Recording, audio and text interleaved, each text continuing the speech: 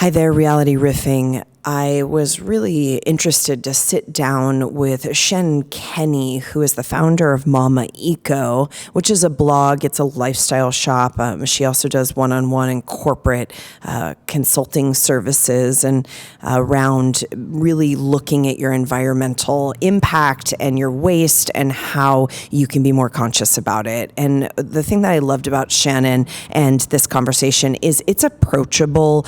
Shannon is really trying to kind of rail against some of the Instagram perfectionistic images that we see with a lot of these zero waste influencers, where everything looks very, very perfect and you feel like you can't really enter your own conversation around becoming less waste and then ultimately as close to zero as possible. So we get to have that conversation, and she gives some very practical tools as well as just this idea of auditing yourself and your waste, and how you can make some powerful and simple lifestyle changes that will really affect not only the life that we're living here on planet Earth right now, but our future generations. Sit back and get your notepad out so that you can participate in this very important conversation and action. All right. Hi, Shannon. Thank you so much for coming on Reality Riffing. I was really excited to talk to you about all of the amazing things that you're up to in the world. So welcome. Thank you for being here. Thank you so much for having me. So we're talking about being a new type of environmentalist. I think that's, in a lot of ways, people have ideas about what this looks like, or somehow living in a more natural way or a more conscious way. And I love that a lot of your work is really about kind of busting some of those stereotypes. And so just tell us how you got into this and give us a little overview about how you're inspired right now and how you've been inspired to get into a zero waste lifestyle.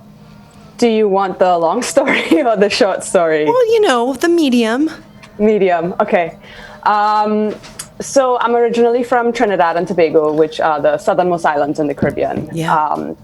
And, growing up, my dad, he always had sort of an environmentalist mentality, but it was never something that he preached on us or told us we had to do certain things.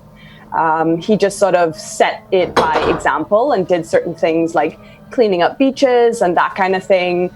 If other people weren't going to pick up after themselves, he was going to do that for them. And so, my siblings and I, we kind of absorbed that behavior. Again, it wasn't being told what to do. It was kind of just like, hey, I'm going to do this because, I'm going to do my part. And, in terms of infrastructure, Trinidad has never been super sustainable in terms, the entire economy is based off of oil. There was no recycling or anything when I was growing up. But when I moved to the States, I had the amazing privilege to be able to recycle. And I got super excited because it was like, oh, now I can really jump into this. And so for several years, I was recycling, and that was probably my main sort of eco action. And for, many years, I felt great about it. And then, a couple of years ago, well, not a couple of years, but several years ago, I was bagging up all the recycling in my apartment here in New York. I was living with 3 other people, and it was 3 giant bags of trash. And it just kind of hit me because I was like, okay, great. This is stuff that's going to the recycling. It's not going to the landfill. But at the same time, this is still 4 bags of waste that could be avoided. And so I really started to think about, how do I fix this issue at the source rather than just continuing on my merry way and not really figuring out what the problem was. Just kind of okay, keep going on what you're doing and, send it away, right? Out of sight, out of mind. Yeah. And so that's when I really started to delve more into sustainability. I learned about what zero waste is, and it just kind of opened up a huge awareness within me about being mindful of my footprint. And waste is just one part of it. There's so many parts of our footprint, from energy, carbon footprint, So in some ways, the term zero waste can be a little bit limiting. So I tend to work with sustainable living because I feel like it's more of a holistic view of the bigger problem at hand. Yeah. So tell us about that. Give us maybe, obviously some of this is simplifying, but give us some of the spokes of the wheel, as it were, to your ideas and experience and real time, kind of lived experience around what is a sustainable lifestyle right now in 2020. So yeah, I mean, waste is obviously one very big part of it. So how much are you throwing away? And even if you're talking about recycling, a lot of that stuff that you put in the recycling bin doesn't necessarily get recycled. Yeah. Our recycling system, unfortunately, is quite broken. And it has a long way to go. So I kind of see recycling as sort of a Band-Aid. But, other things such as like, how do you get around in terms of your transportation, how much, airline travel do you take, just trying to be mindful of like what resources are required for me to live my life and what sort of effect does that then have on the planet. And so how did you start? I think this is like the big question of like how do we start when we feel like it's such a monolith and everyone that has certain lifestyle what they're used to and what their preferences are and all this kind of stuff. So talk us through how you personally kind of started to get more and more sustainable. Yeah, so, I think taking a look at my trash itself and being like, okay, I can totally avoid plastic bags altogether by taking a reusable bag, having it always in my backpack or, keeping it with me. Okay, that's taken care of. All right, what's next? Never having to buy water bottles is another one. I mean, I'd say those are the two sort of main entry points. A lot of people will focus on, straws. I've never really been a big user of straws, so that was never really one for me. But for me, I just kind of looked at like my day to day and it was like, okay, what did I create today?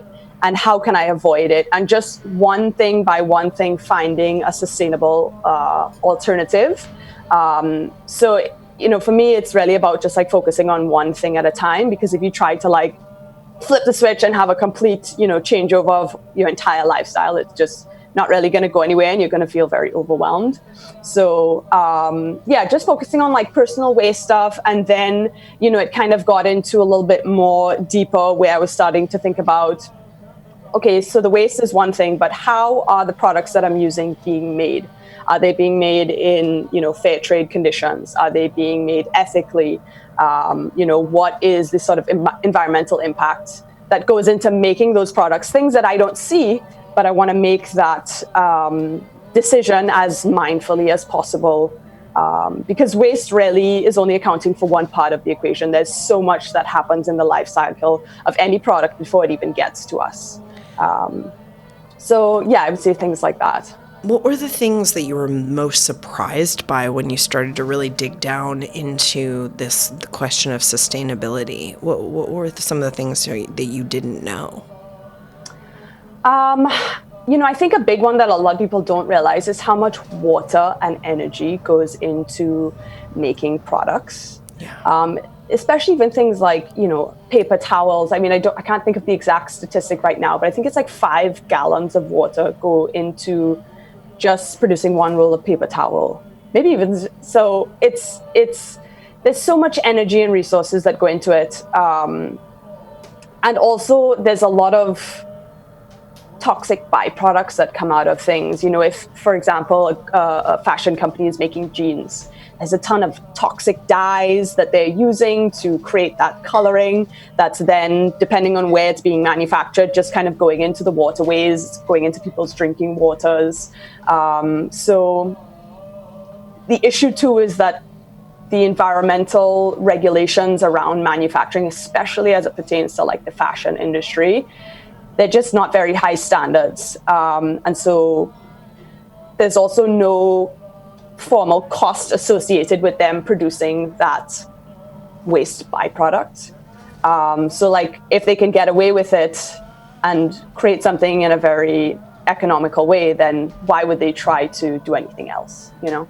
Yeah, there's no, and particularly, I mean, I have two sustainable clothing lines and have gotten a lot of grief from people around the price point. And I've been really vocal about pushing back around that because I do feel like so many people buy a lot of fast fashion, and that if you only bought a small amount of sustainable fashion, even though it costs so much more, and it also, you know, there's just the cost right now. I hope that at some point this switches because there's more sustainability. It's sustainability around fashion is more supported, but. You know, I think it's just there's a real mindset issue there. I mean, what's your experience with that, just in terms of the education and really kind of turning people's mindset? Because how much you spent at Zara in a year is a couple of pieces of nice clothing that have been produced sustainably.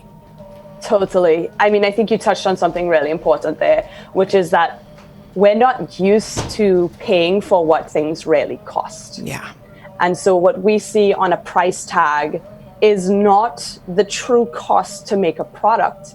There have been several sacrifices along the way, and those sacrifices might be in fair wages to the workers, adequate working conditions that they haven't been, given the privilege to work in.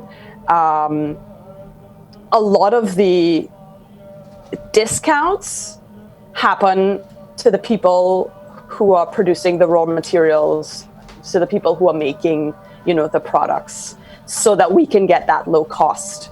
And I think there was a documentary a few years ago, and it was this sort of slogan stuck in my head, but the high cost of low price. So like there's a very big cost, but it doesn't associate with the monetary, price that we pay. And, to tell you like how people can change, I will tell you that like 10 years ago, I would drive around from store to store to store in my car, trying to find the lowest cost of something, even if it was $1, and I would be like, yes, got it. And I look back on that behavior because I was super frugal. I still am very mindful of money, but I wanted to get that lowest price. But I wasn't even thinking about how much fuel am I burning to get from one place to the next? Yeah. And that thing that cost me $1 less actually maybe have cost someone, $1 out of their paycheck, which maybe they need a lot more. So I've really come a long way. Price used to be my main motivator, and I've really changed over the years where I don't want to buy the thing that's cheapest because I don't want what's associated with that cheap price to be on my conscience, and I will buy a lot less stuff simply because I realize I don't need it to be happy or to feel good. And I'm so much happier buying a few things that I'm really excited about, that I value how it was made, where it was made, by whom it was made. So I'm a lot more intentional about how I consume. And do you feel, because I think another kind of stereotype around a sustainable lifestyle or a zero waste lifestyle is that, you can't have fun anymore.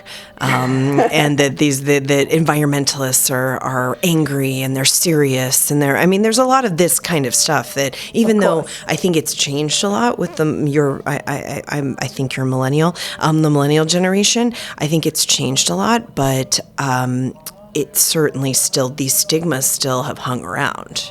Totally. No, that is still very much around. And, in a way with social media and the veil that it provides people, in some ways people can be even more aggressive about certain things like that. Yeah. But, one thing I've realized is like when you live a certain way, people kind of notice that and they put you in a box.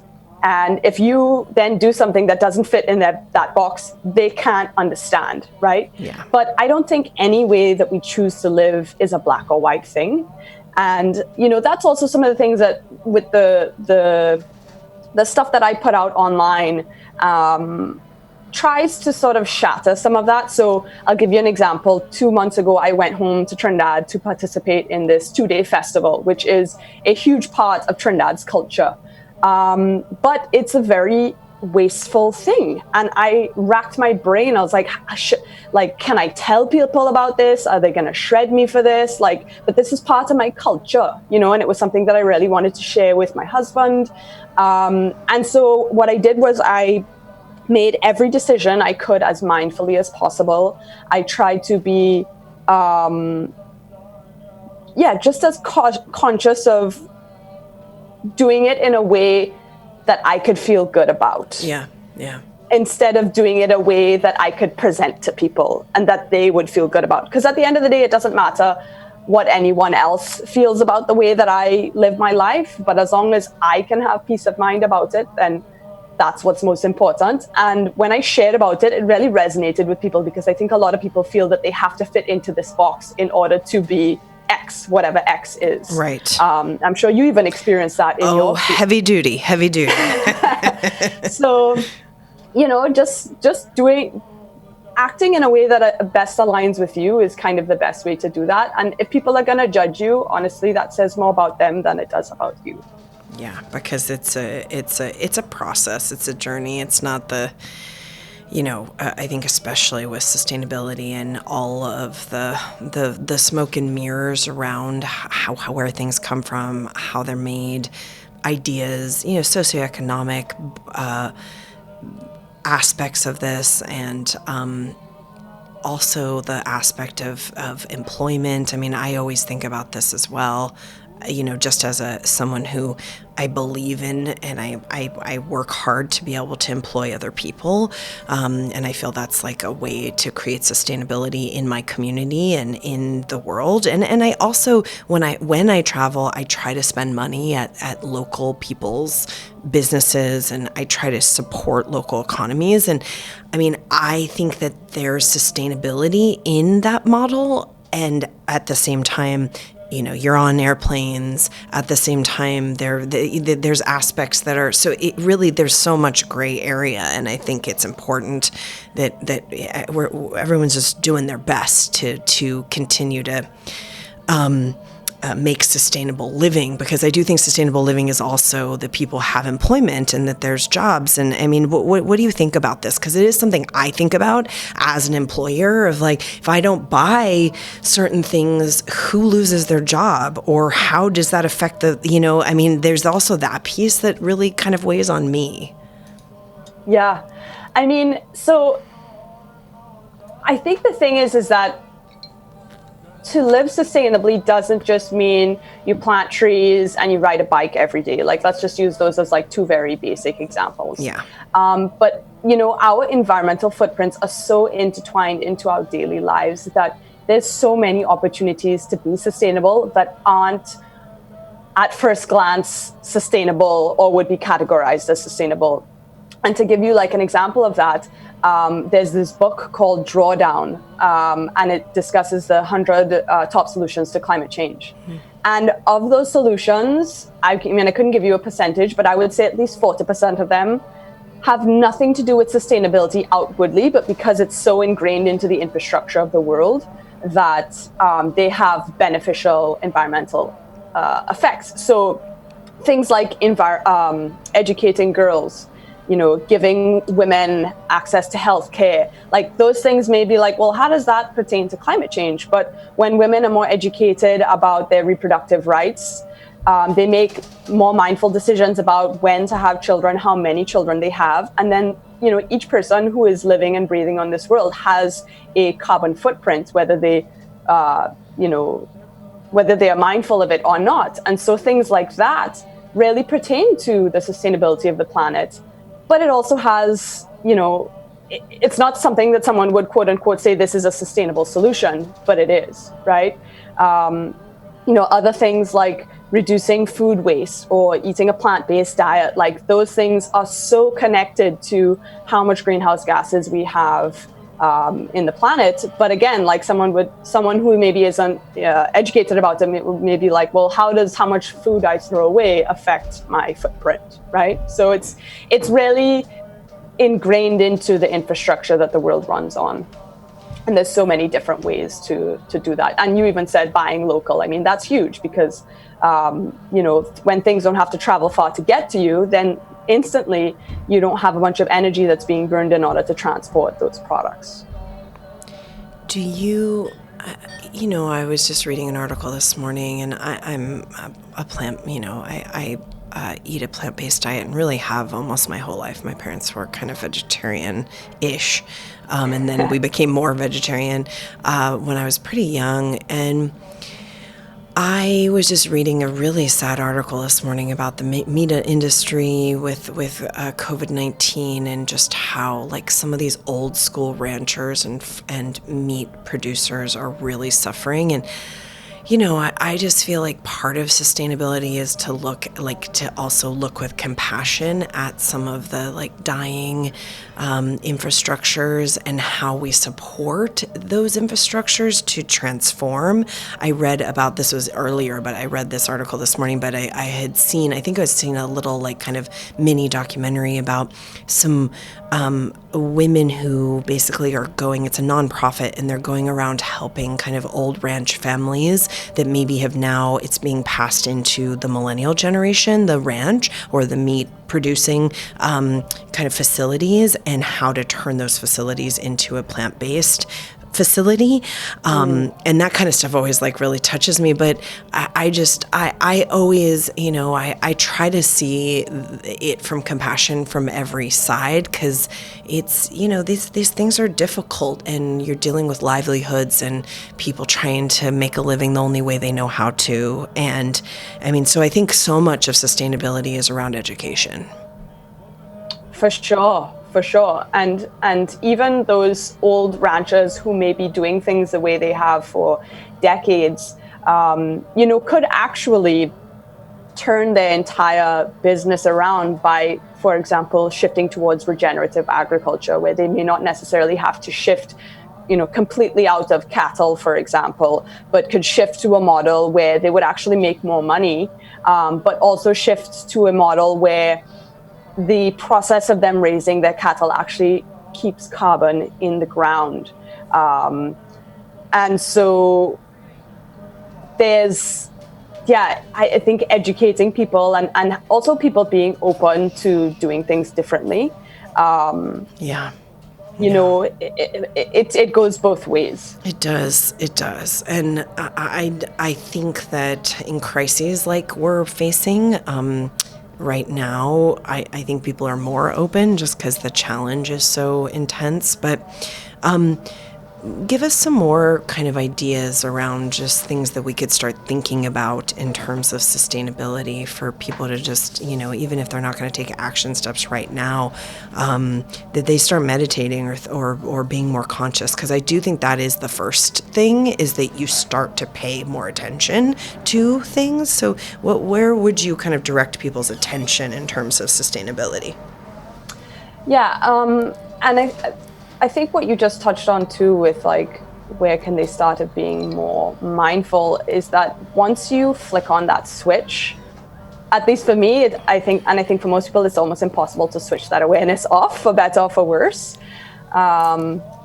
So I think a great place to start is with your food, because there's so much involved in it.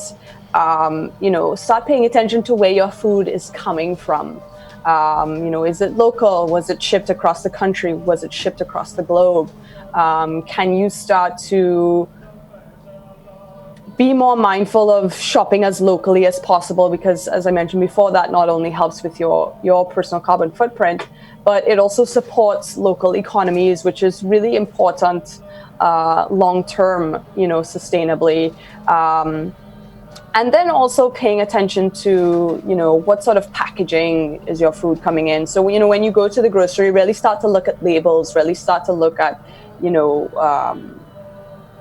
learn more about your food. I mean, the average item in the grocery, at least here in the US, has traveled about 1,500 miles to get to you.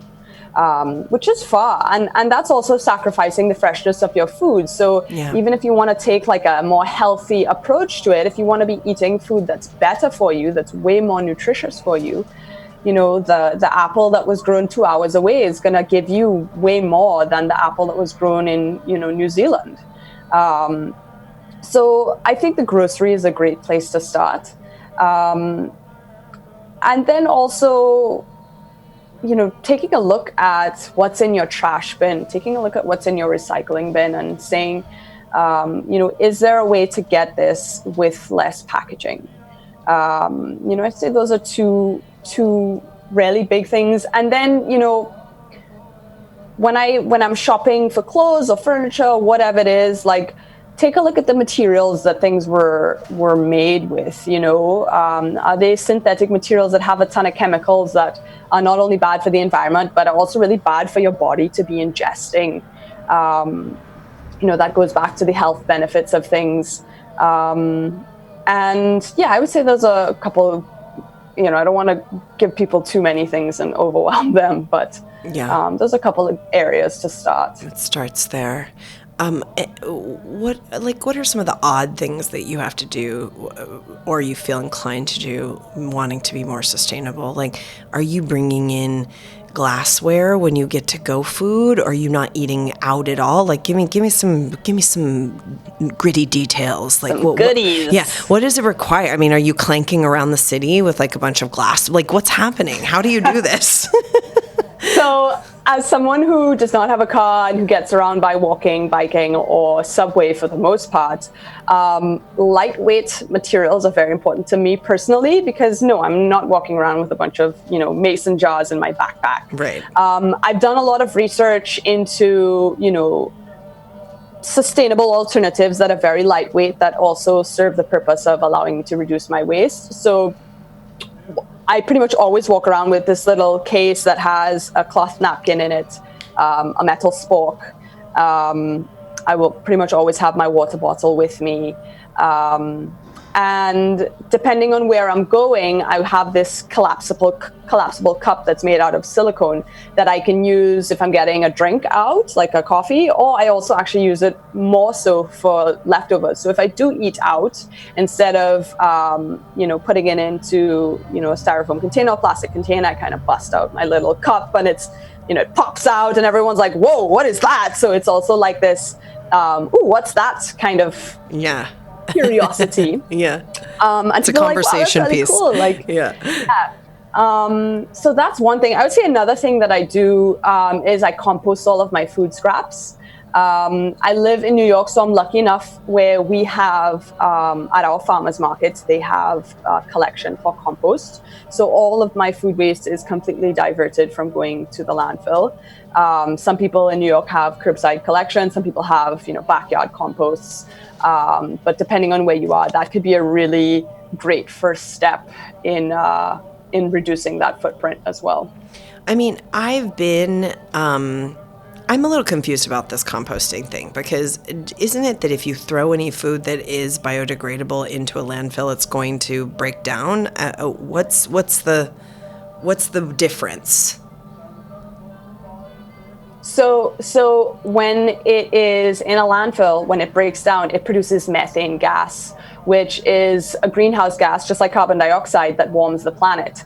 And I think it's 22% of our landfills are made up of food waste. So if you just eliminate that, first of all, our landfills are going to be much smaller. Yeah. But that's warming the planet. So the more food we're sending to the landfill, the faster climate change is going to happen. Got it. Okay, I didn't know those statistics. So, okay, I've been one of those people who, I thought I was going to compost, so I started to try, but I really don't know how to compost, and it was not only a figurative but a real shit show.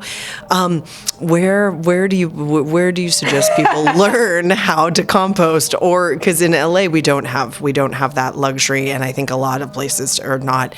Most people do not have the luxury where you're getting food waste picked up for composting. So what do you suggest for just like the regular Joe and Susie in some remote place, or if they're in an urban place, because maybe there's places we don't know about that we can drop our food waste off to?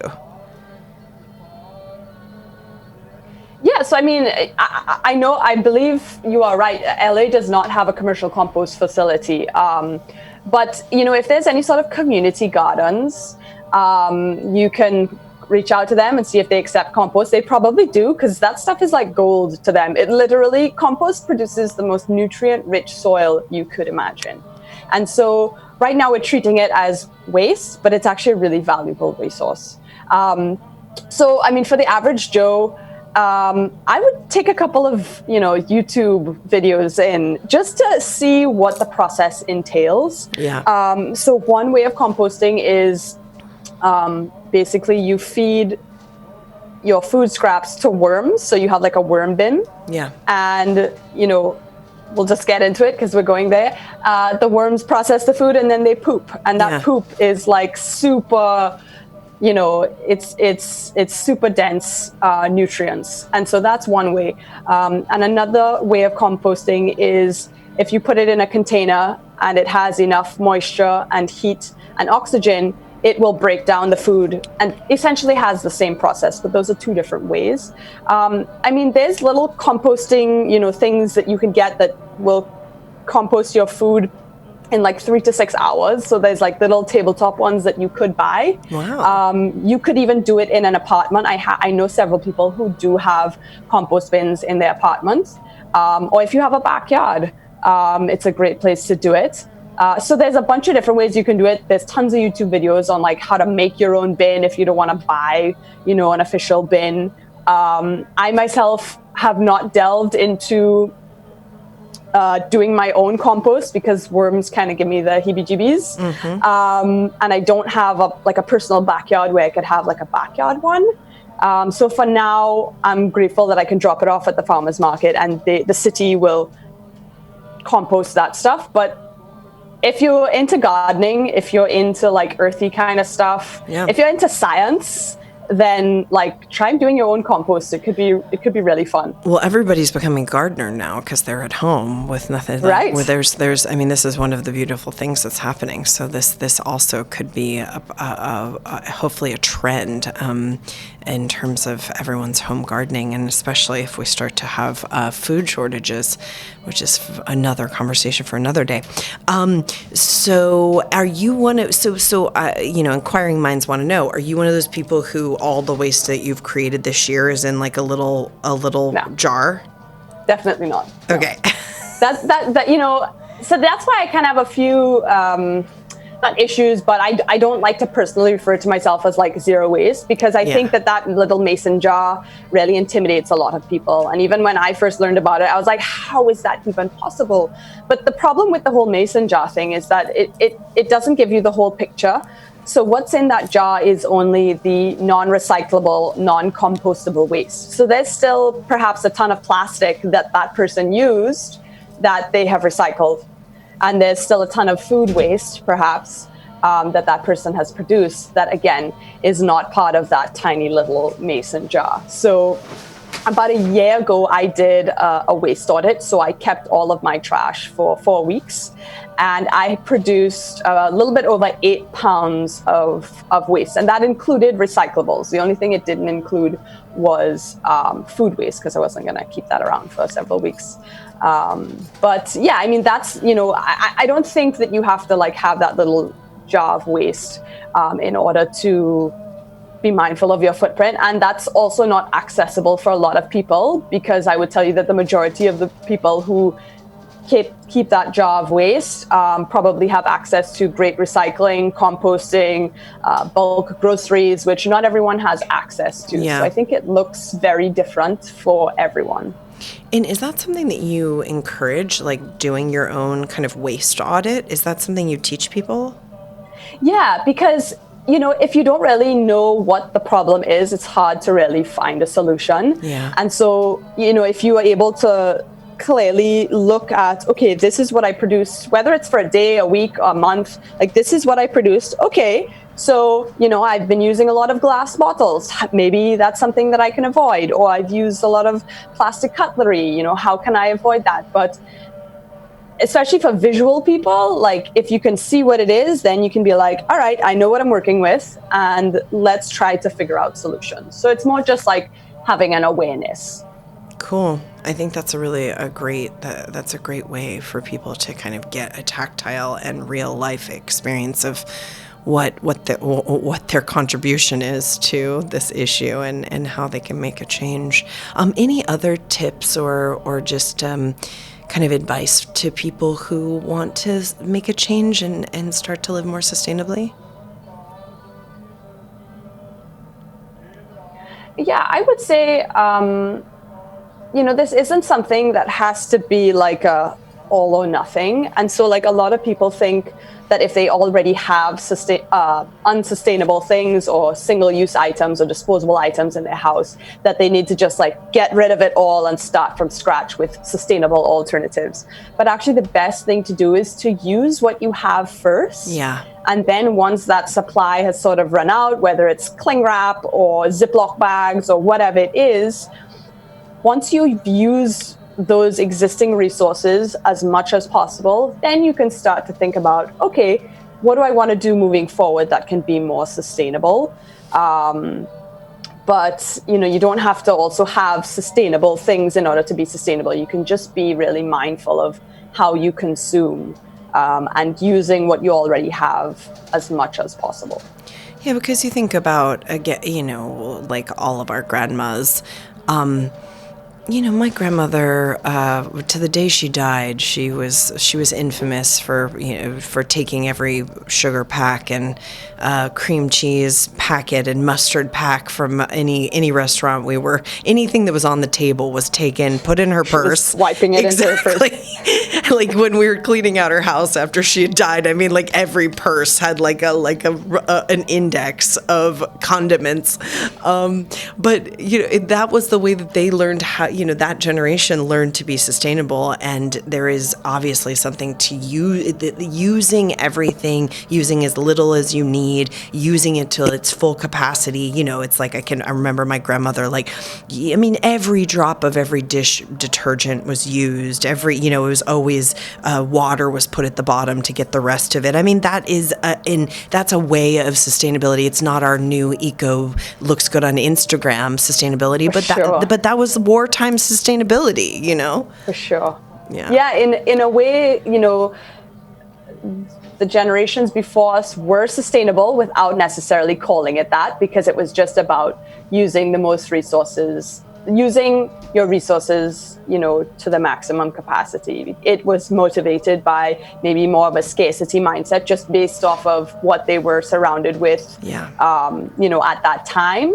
But yeah, I think that we're sort of going back to the way that they did things in a lot of ways, obviously not in everything. But we can learn a lot from that generation. We really can. One book that you would say people should read on sustainability, what's your favorite right now?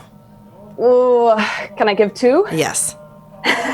Okay, so there's this book called Drawdown, which is phenomenal. It has the 100 top solutions to climate change.